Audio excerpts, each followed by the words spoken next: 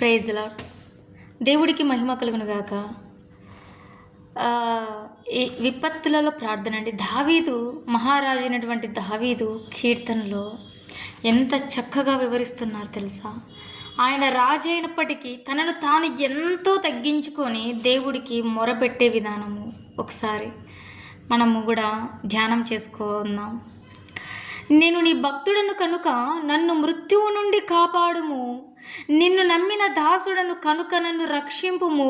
నేను దినమెల్లా నీకు మొరపెట్టుచున్నాను, నేను నీకు ప్రార్థన చేయుచున్నాను కనుక ఈ దాసుని సంతోషి చిత్తుని చేయుము.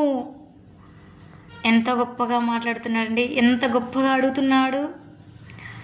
నేను నీ భక్తుడను కనుక నన్ను మృత్యువు నుండి కాపాడుము, నిన్ను నమ్మిన దాసుడను కనుక నన్ను రక్షింపుము. నేను దినమెల్లా నీకు మొరపెట్టుచున్నాను.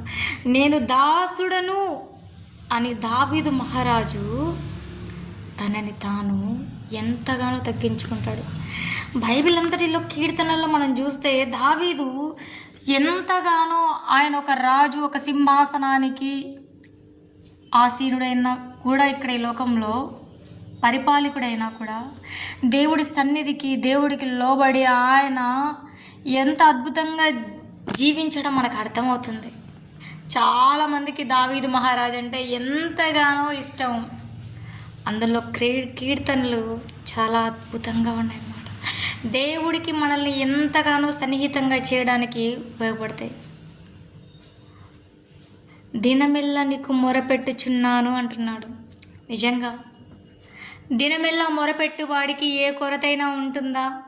దినమల్లా ప్రార్థన చేయవాడికి ఏ లోటైనా ఉంటుందా?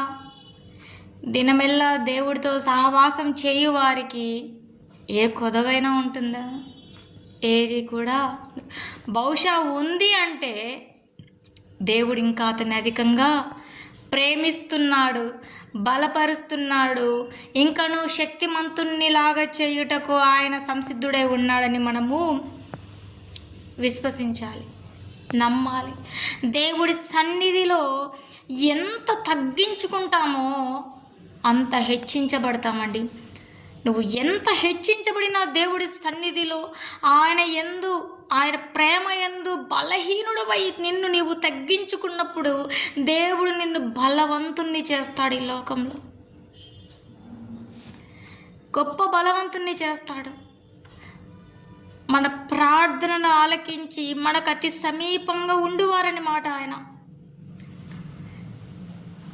ఆయన చేయు కార్యములు ఎవరు వివరించలేరు. సర్వాంతరము ఎరిగిన దేవుడు మన దేవుడు. నీవు చేయవలసింది నిన్ను నీవు తగ్గించుకొని ప్రార్థన చేస్తే దేవుడి అపారమైన కృపను మనము పొందుకొని భాగ్యవంతులం అవుతామండి. దేవుడిలో జీవిస్తేనే చాలు, ఏ కొరత ఉండదు. దేవుడు అన్నీ మనకు సమృద్ధిగా ఇస్తాడు. మన బిడ్డల్ని, మన కుటుంబాల్ని ప్రత్యేకంగా దీవిస్తాడు.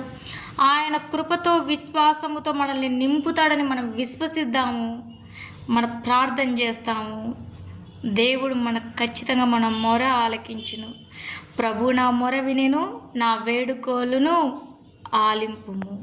ఖచ్చితంగా ఆయన మన మొర విని, మన వేడుకోలును ఆలించి, మన ప్రార్థనకు సమాధానం కలిగించి దేవుడు తన కృపచేత నింపునట్లుగా విశ్వసిద్దాం. ఆమేన్, ఆమేన్, ఆమేన్.